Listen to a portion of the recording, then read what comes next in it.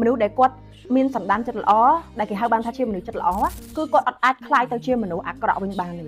នៅក្នុងចិត្តគាត់នៅក្នុងខ្លួនគាត់វាដោះជាមួយនឹងអាទឹកចិត្តល្អនឹងឯងគ្រាន់តែថាគាត់នឹងខ្លាយទៅជាមនុស្សចិត្តដាច់នៅថ្ងៃណាមួយនៅពេលដែលទង្វើល្អអំពើល្អការលះបង់របស់គាត់បើមិនទទួលស្គាល់បើមិនទទួលដឹងក៏អីដែរប៉ុន្តែឲ្យគេហៅបានថាកុំសក់មកវិញចាកុំបរៀនគាត់ហើយកាលណាតែបរៀនគាត់ហើយគាត់នឹងខ្លាយទៅជា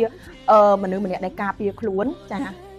គ្រប់ការស្នើសុំរបស់គេគឺគាត់លែងមានន័យថាលែងចិត្តល្អដូចមុនលែងប្រវាយឲ្យដូចមុនលែងផ្ដល់ឲ្យ 100% ដូចមុនគឺគាត់ត្រឡប់មកការពារខ្លួនឯង protect ខ្លួនឯងដោយគាត់ខ្លាចនៅពេលដែលគាត់ជួយទៀតនៅពេលដែលគាត់ធ្វើទៀតគឺគាត់នឹងទទួលបានអាការមិនឲ្យតម្លៃ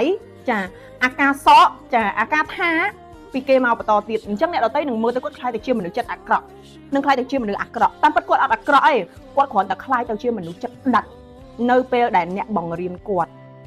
ថាអំពើល្អដែលគាត់ធ្វើចំពោះអ្នកគឺវាគ្មានតម្លៃហើយគាត់ក៏ដកខ្លួនចេញ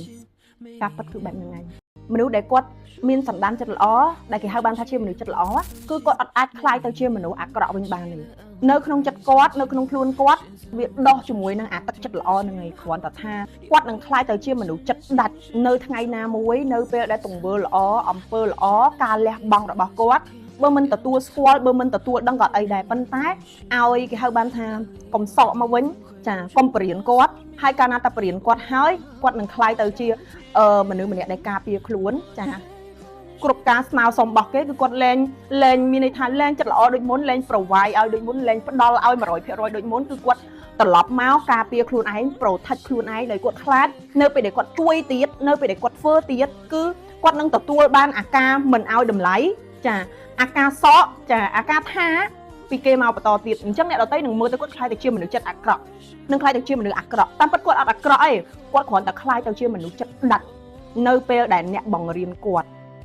ថាអំពើល្អដែលគាត់ធ្វើចំពោះអ្នកគឺវាគ្មានតម្លៃហើយគាត់ក៏ដកខ្លួនចេញការពិតគឺបែបហ្នឹងហើយ